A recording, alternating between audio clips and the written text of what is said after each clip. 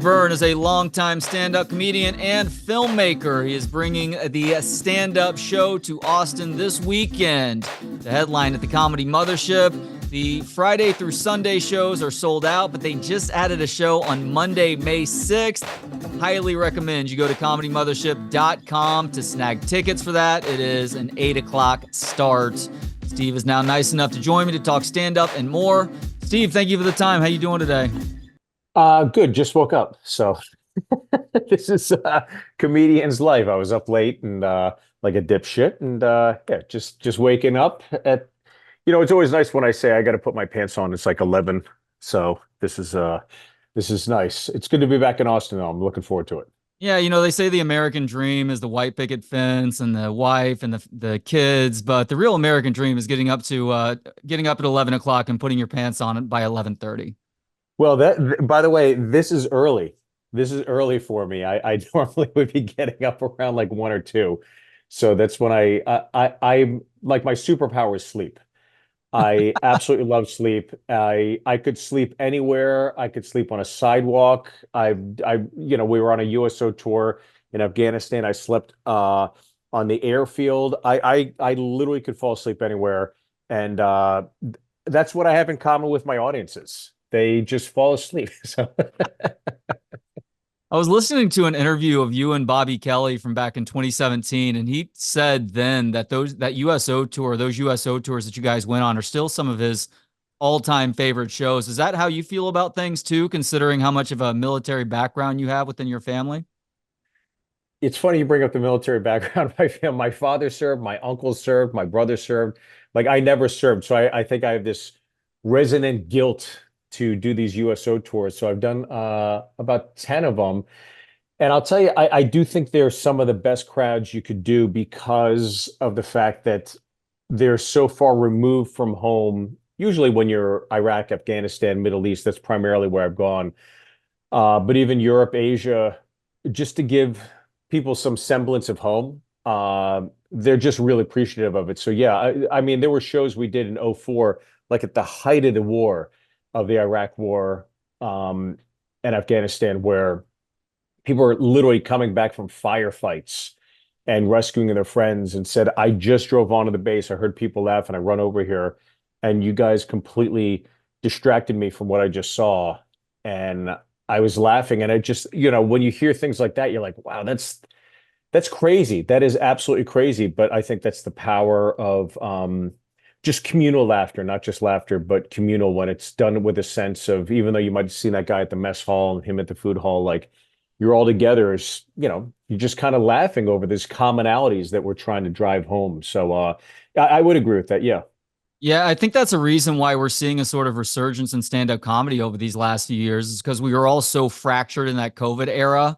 And there's nothing Yeah. that brings people together like the ability to laugh together, but also being able to laugh about our differences too. It's hard to talk about those things sometimes unless you're in that official format where somebody is standing on stage telling jokes, assuming that they're telling good jokes too, of course. But when somebody does it right, there's nothing better. And Yeah. the best evidence of that, in my opinion, and I've seen 50 plus shows in my life, 50 stand-up shows or so. I don't know if I've ever laughed harder than I did seeing you at the Creek in the Cave a couple months back. The Oh, room, well, thank you. That's very kind. Creek in the Cave is a weird room. I've seen so many good comedians there, and sometimes Hmm. it's only half full. The room was half full that night. Hmm. You burned the fucking place to the ground. It was so impressive to see. Everybody was cracking up, and it was like the room may as well have been full. That's how funny you were that night. And so I Oh, set well, thank that you. up because I was getting ready to have you on and chastise people for not acting fast enough to get to see you at the mothership this weekend. But you just added a Monday show. There's actually tickets available for that right now, VIP seating and general admission. And so, people, if you have nothing to do on Monday and you're looking to go laugh your ass off, Steve is well worth the price of admission. As a matter of fact, I will put this guarantee out right now. If you buy tickets and don't enjoy yourself, I will pay you back for those tickets. That's how Whoa. confident I am.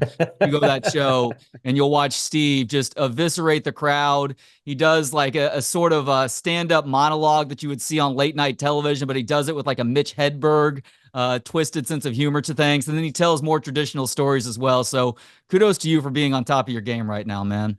Well, thank you. That guarantee is limited to you. I don't guarantee that. That's So right. don't come follow me after the show. No, but I really appreciate that, especially anybody who lives in the Austin market nowadays. You're exposed to so much great comedy.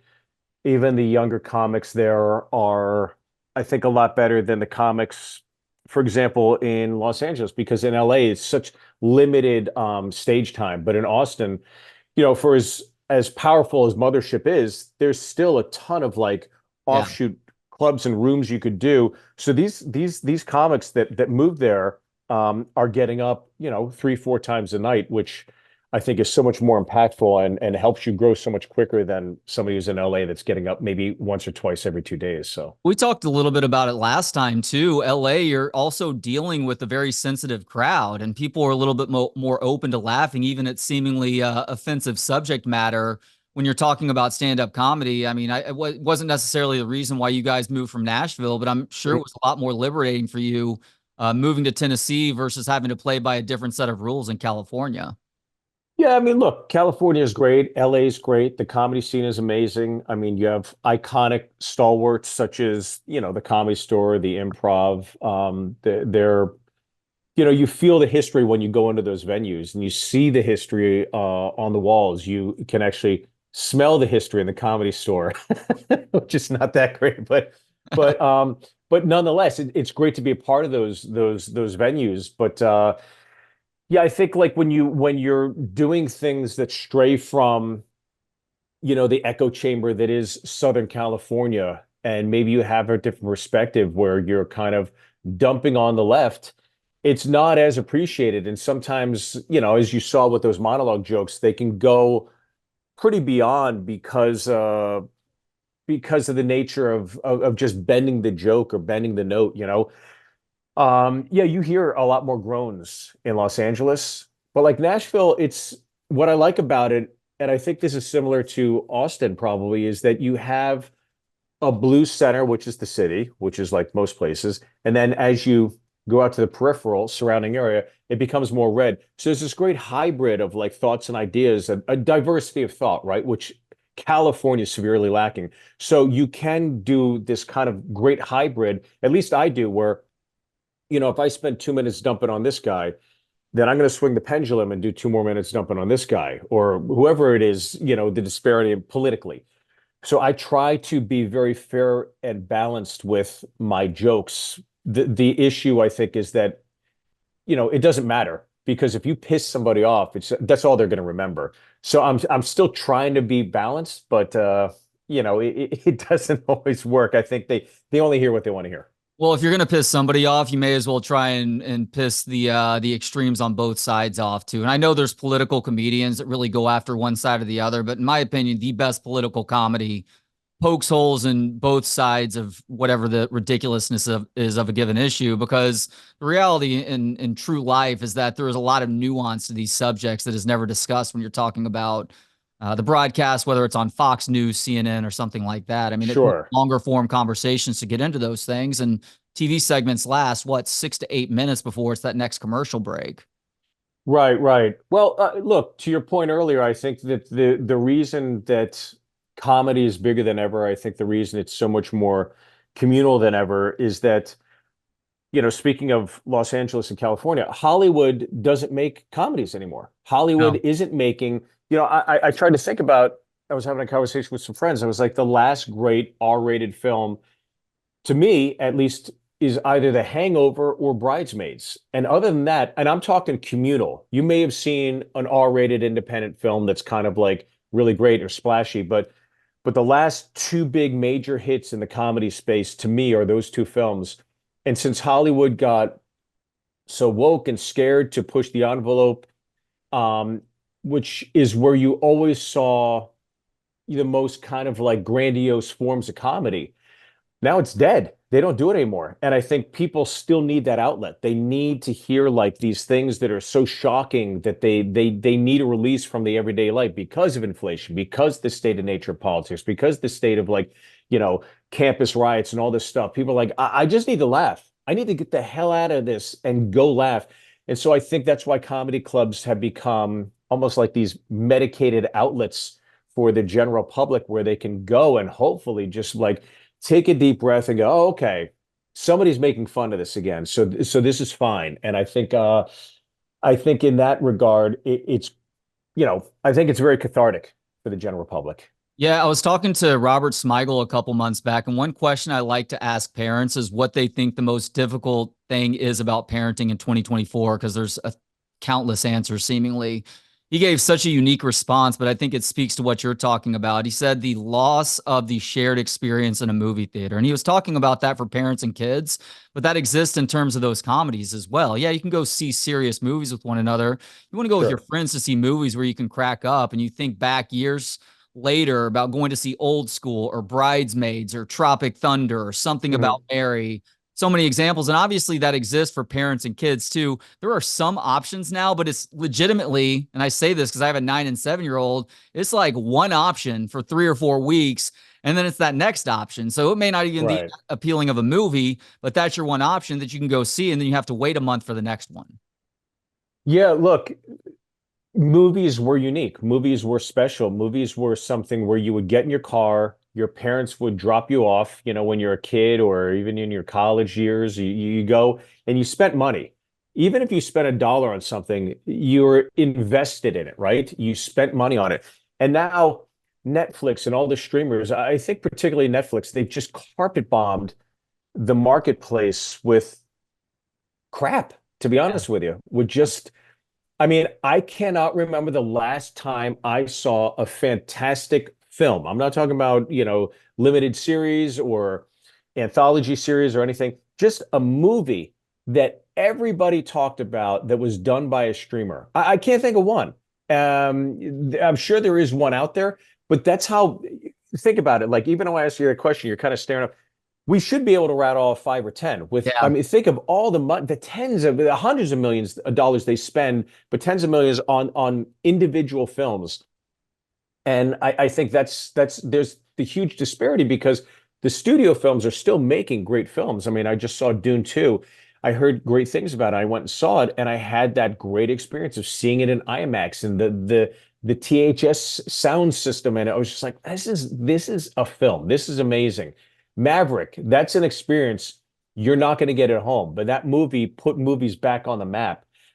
And seeing that was just a great story. There was no agenda to it. It wasn't trying to be woke. They weren't trying to kill off the old guy who was Yeah. just a peripheral, like Star Wars has made that mistake so many times. Yeah. Like it was just a fantastic shared experience, and everybody saw that movie. Everybody talked about it for weeks. And I think that's what we're missing. And I think it's so hard for Hollywood to thread that needle because they keep getting in their way of being woke and having an agenda and making sure, you got to have 6 black people in this role, but ignore all the other races. But you have to have black because if you don't, you're racist. I mean, you turn on every commercial and they're just hammering home these like mixed relationships and everything. Just like, guys, just tell a good message in the 30 seconds you have, or tell a really fantastic story. That's the agenda. The agenda isn't, you know, I'm going to shake up the Star Wars universe because, I'm a female and, this is male dominated. It's just like nobody cares about that. People want to go and get away from all that. People want a great story. And I think that's sorely been missed in with the message with all the streamers. The pendulum does swing back and forth, though, and I'm starting to wonder if we're getting close to the pendulum swinging back in the direction of people loosening up with regards to comedies that end up in theaters that take more chances. There were a few examples that Mhm. popped up during South by Southwest this year. There's one called The Gutter. I'm not sure if it has a release date just yet, but it's a bowling flick, and it was one of the talks of the festival. Like, wow, I can't believe they went there, and it was a funny comedy, and they took Right. chances. Even the people covered the red carpet, people on the red carpet that were in the film were like, when I read the script, I was like, I can't believe that there's still a script like this in this day and Right. age, and it's why I wanted to be a part of the project. Mark Norman and Sam Morrill are writing a buddy comedy. I could see that one having that sort of teeth. And I know that the last time we talked, you said that you were working on getting a film going that had to do with that really bad Caltech basketball program from what back in the 70s and 1980s. Are you any further along with that? And does that have that sort of potential too, Steve? Yeah, that's a film about Caltech's losing streak. So Caltech has a basketball team. They went 0 for 30 years. It's one of the longest streaks in NCAA history. Um, That was 0 and for 30 years, not 0 for 30, 0 for not 0 for 30 years. 30, 0 for Yeah. 30 years. Yeah. So a new coach comes in and he's realized he's in way over his head, so they're not going to the playoffs, not winning the championship. He's just getting his team to just win once, just win one game. That's how bad they are. So that's the whole film. It's definitely comedic. It's definitely a sports film. It's, a lesson in fortitude and perseverance. There's comedic elements to it for sure, but we are in the middle of casting it right now. Okay. So that's the good news. Very excited about that. Got the funding, all that stuff. And then, what we were just talking about, I had done a documentary on the amazing Jonathan a few years ago. Really good. And that documentary, it's available on YouTube for free. You just type in Always Amazing, and it's done from Jonathan's perspective. But the whole film, the whole documentary is about Jonathan and this unorthodox relationship he has with he hires an 18-year-old boy to come to Vegas and be his manager. And this kid's now in charge of a drug addict who's a headlining magician in Las Vegas who, any advice you have is available to you 24 hours a day. And Jonathan's not a 9 to 5 guy. So, obviously I've heard all these stories from Joel over the years. So I was talking to a producer who I'm working on the Caltech one with, and we were talking about the Jonathan film. He's like, boy, you write that, we could get that made. So I knew all the stories so well. I knew exactly how to craft it. So I banged out a script in probably 2, 3 months. And so I think this is one of those hard R films where you're like, holy shit, like they're really going there. But the thing is, like, none of it's made up. That's Right. the differentiating factor between this film and so many others. Like, you go to Wedding Crashers, you see Knocked Up. It's like, these things are like, well, I mean, it's just so ridiculous. But this thing, it's like, there is not a scintilla. There's nothing that we did that I wrote that we're going to do that is made up in this film. And this is 100% a passion project. And I have no doubt we're going to get this thing done. It's definitely the best work I've ever done, and I'm looking forward to getting that going. That's a big statement there because you've done some great stuff and stand up and then filmmaking too. Is there a detail from that story that you can share with the people as a sort of enticement for whenever it ultimately comes out? When I was doing that doc about Jonathan, there were so many things I couldn't put in. There Hmm. were so many things that we had to leave out because narratively it didn't fit into the story we were telling for that film, right? But this one, it's Joel's experience of showing up in Las Vegas, tending to, a mid 30-year-old, drug addict in Las Vegas, and all the trials and tribulations Joel went through in just keeping him on track. Like getting him to the Greek, right? It's like he had to get him to the show every single night. And like the things that Jonathan had him do on a daily basis, or he would just throw at Joel. It just like you're like, how did you do this? Like you did that? I mean, when Joel showed up 2 weeks into his job, Joel had to go in and negotiate almost a $2 million contract for Jonathan for the year. So Jonathan had an 18-year-old kid dress up and walk in and talk to the president of the Gold Nugget and say, we want bus ads, we want $2 million, we want merch table, you don't get a cut of it. And if you can't meet our demands, then you can. And Joe was at this point, as Jonathan said, to stand up, look at everybody in the eyes and scream, you can fuck off. And then you have to walk out and slam the door. And so Joel is an 18-year-old kid. He's like, what the fuck do you want me to do? And so Jonathan had him rehearse it, rehearse it, rehearse it. And of course, Joel botches it. And it's done in a great way. But I mean, it's like it's true. It's like who in the right mind would say, I'm gonna take $2 million and bet on an 18-year-old kid to get this deal done. I mean, that's crazy, but that's what a drug addict does. But at the same time, Jonathan was the most. Everybody has a friend that can drink that you would never know, like they're drunk, like Bert Yeah. Kreischer. But Jonathan was one of those guys you would never even know that he's even on drugs. He was a functioning drug addict, and he seemed to have his wherewithal, especially when he was performing. So just another aspect of the film we delve into as well. Well, you and I were of are of a similar age. We are not were of a similar age. We still are the similar age. So I'm sure that you were watching that amazing Jonathan stand-up set late night on Saturdays, Oh yeah. junior high and high school, and just blown away at what he's getting away from. I mean, he was making fun of the fact that he was a drug addict in a sense with the cocaine bit that he did. Sure. He had that big bowl and a big oversized straw, Yep. and he'd take it and he'd go like that. And there was a vacuum that was sucking the white powder down from the bottom. But it looks like he's, doing cocaine, but he's really doing cocaine. There was cocaine in this straw that he would snort during his show. So people have no idea. And, again, just another clever way of him getting away with things. Super esoteric. Wow, that's wild. Yeah.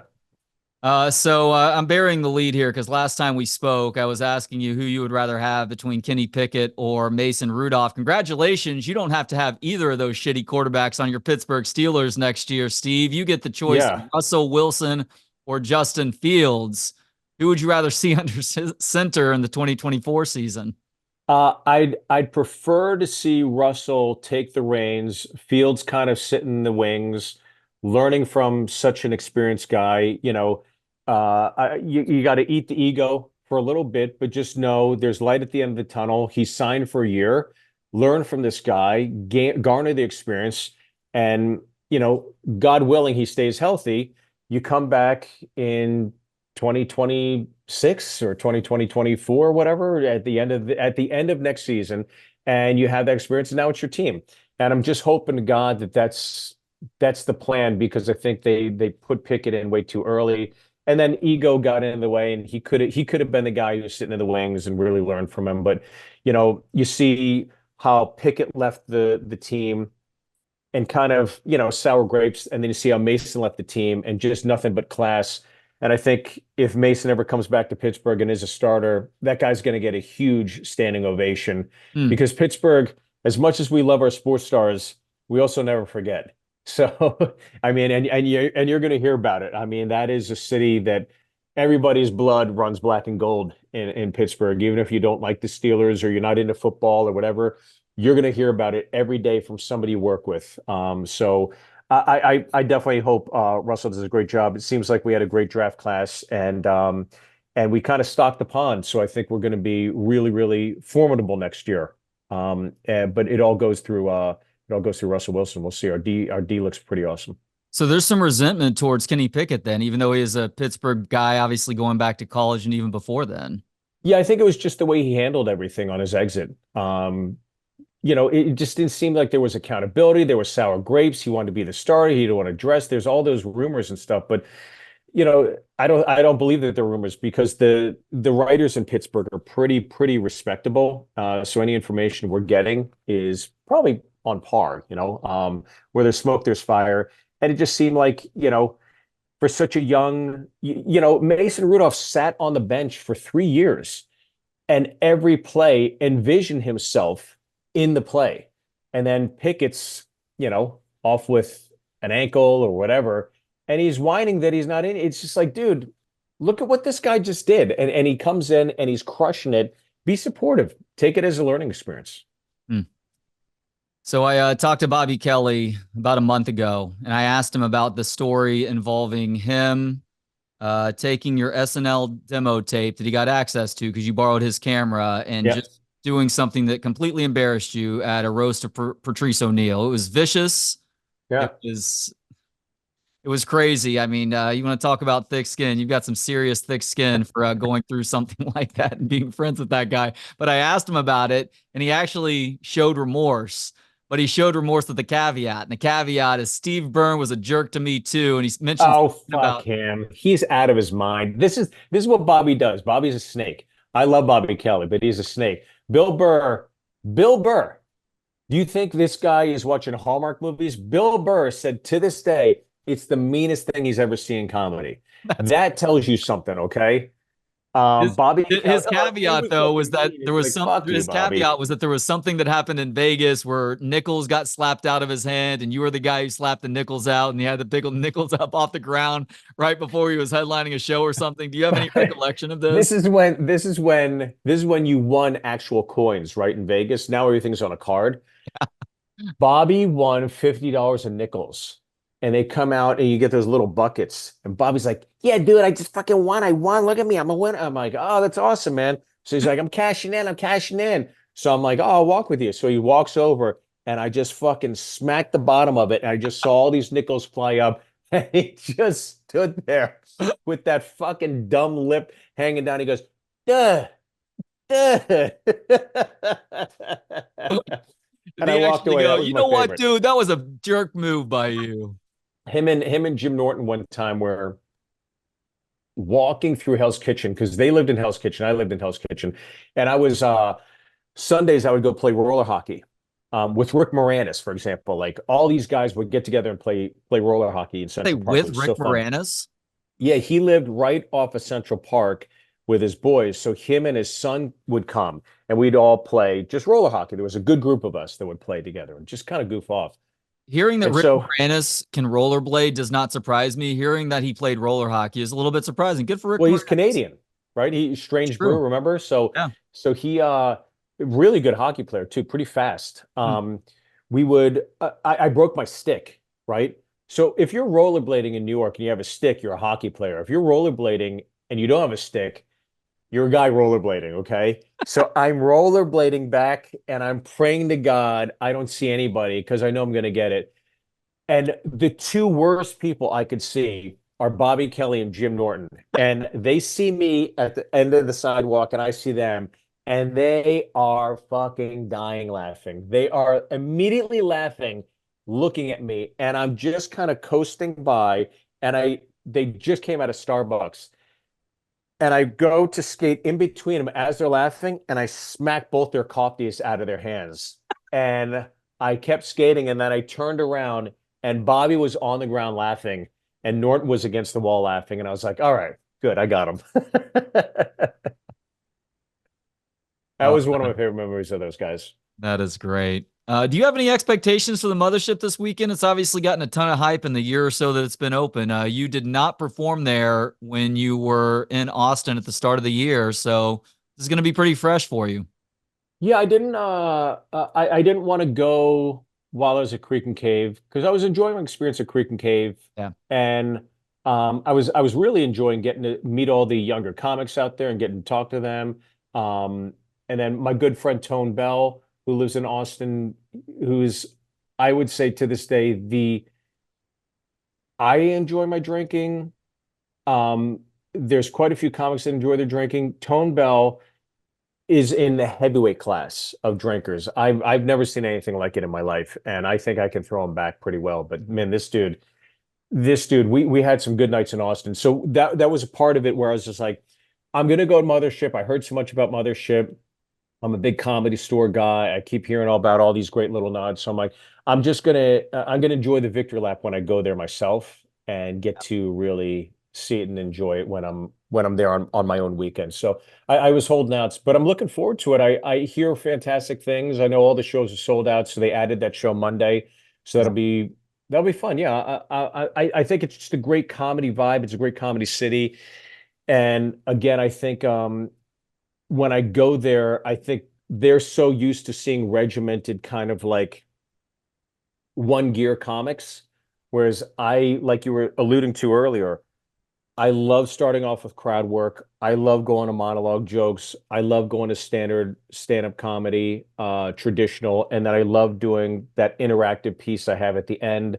I think it's just like when people come, they're seeing a multifaceted show as opposed to you sitting there and watching a comic where, after 15, 20 minutes, you can go set up, punch, set up, dark, set up, dark. And you kind of start seeing their rhythm.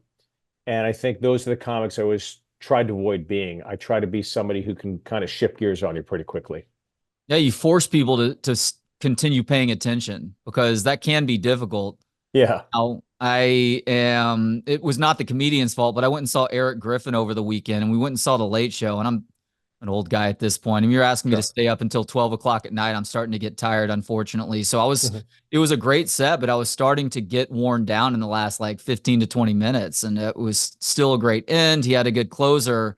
But for your show, I'm not going to have any choice. Now, I'm also probably going to be pretty close to the stage as well. So I'll get to see you eviscerate people who are sitting right on the stage too, which is going to be a lot of fun. Yeah, it is it's one of my favorite things to do. I love doing crowd work, but I don't like doing crowd work like everybody else. Like you said, I love to take the reins off and just go there. So it is there are times where even I say to myself, like, holy shit, like I can't believe I'm saying this shit. I gotta stop, man. And then you're like, oh my God, I'm getting paid for this. This is my job. This is crazy. Yeah. But it's also like I think to do crowd work, I think, oh, I'm just gonna talk to the crowd. It's like all those gears I'm talking about, those are things you got to work on. Like Yeah. Jeff Ross is amazing at roasting because he specifically went out to be like, I'm going to work on roasting. So, if you ask me to roast somebody, it's like that is not one of my specialties. It's something I have a slight foundation on, but crowd work, I mean, yeah, 100%. Okay, I that's just interesting. think I would assume that those two things would translate, but that's not necessarily the case. Interesting. Okay. no, no, no. Roasting is a very specific art, Huh. very specific art, such as crowd work is, such as, one-liners, such as storytelling. Bert Kreischer's an amazing storyteller, right? I wouldn't say I'm a great storyteller. I've had fantastic stories that have happened to me, and I take them on stage. I'm like, I can't figure this one out. Hmm. But you put that story in Bert Kreischer's hands, he's amazing. Now, if I ask him to give me 10 one-liners on, Biden's trip or time with the King of Jordan, that's probably not his forte, right? But I spent the last 7 years working on one-liners, and I spent the last 15 years working on crowd work. So it's like all those things you're seeing that are well executed on stage. It's like, no, I put the time in. I wasn't just up there one note doing just my regimented act. So it's like there's a reason those things are clicking. Well, and part of the reason, or part of the part of what makes a comic so good and so effective is it looks like it's very much off the cuff when the reality is, like you just said, it's something that you've been working on for decades. Yeah, well, hopefully it all goes well this weekend. So we'll Yeah. see. All right. Last question now, Steve. I love stand up. You obviously love stand up too. What do you love about stand up? God, what do I love about stand-up? Um, that's a really it sounds like it'd be an easy question to answer, right? I love stand-up for so many reasons. But I think what I ultimately love stand-up for truly is that a stranger, me, can walk into a room and take something you write down on an airplane and bring it up into a room that night. And it's a thought, it's an idea, and then all of a sudden it's a joke. It's something that's written down. This isn't funny. But the minute I execute it on stage, people laugh. And again, it's the fact that there's this shared communal experience of like a stranger talking to a room full of strangers. Now you may know me, but you don't know me. I'm still a stranger, right?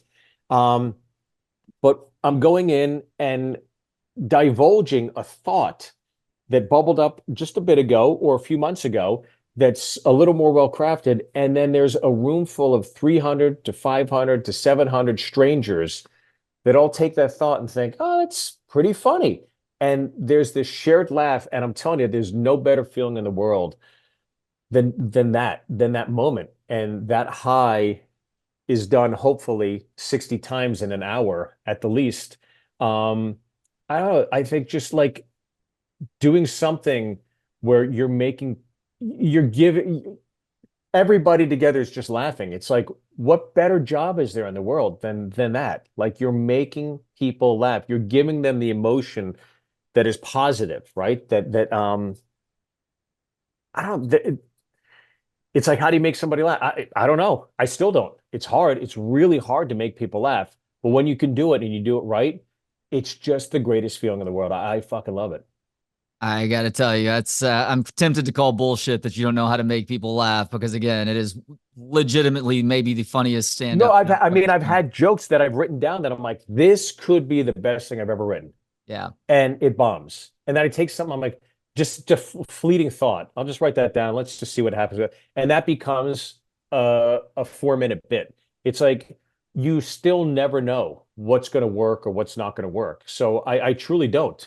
I have, the ratio is 1 to 10, right? Every one thing you write, out of the 10, one's going to work. But for every hour you've seen, there's 9 hours that didn't work.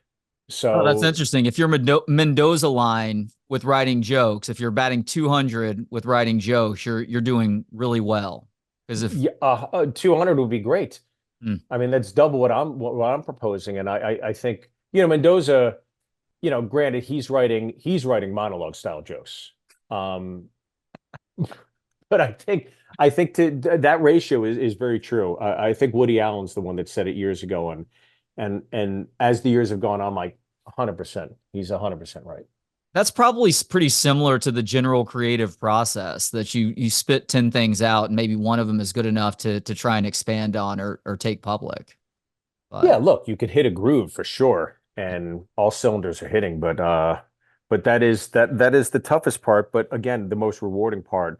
And I think again, just doing something positive these days when life seems so much heavier than ever, it just always seems like there's so many more things to be distracted by that are going to weigh you down. Social media, get out of the algorithm, go to a comedy club. It's like that's the escape, and the escape is absolutely a positive emotion, laughter. It's communal. It's great. I love being a part of it. And no better time to be a part of comedy than right now. I've never seen it this popular, this big. yeah, agreed. I'm worried that a bubble is starting to form, but ultimately that's inevitable when something gets super popular. All right, if you're watching and or listening right now, you have a chance to see Steve Byrne at what I would argue is one of, if not the best comedy club on the planet.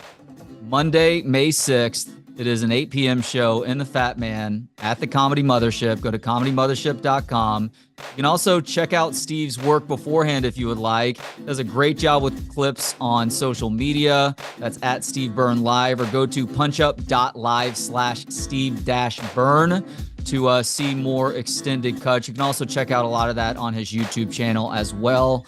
And that last name is spelled Byrne. Steve, always a pleasure. Thank you so much for the time. I'm looking forward to that Sunday night show. Good luck to your liver with Tone this weekend. Luckily, he's leaving Friday, so I only have to batter myself up Thursday. But yeah, I'm looking forward to coming in.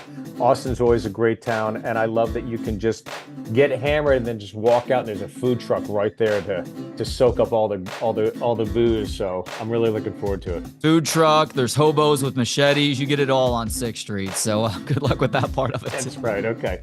Well, I appreciate it, buddy. Thanks again for having me. Thanks to Gentleman Jesus for the intro and outro music. Hear more of his work at gentlemanjesus.com. Thanks to you for hanging out. More of the show and to connect on social media, visit booksonpod.com. We'll talk to you next time on Books on Pod.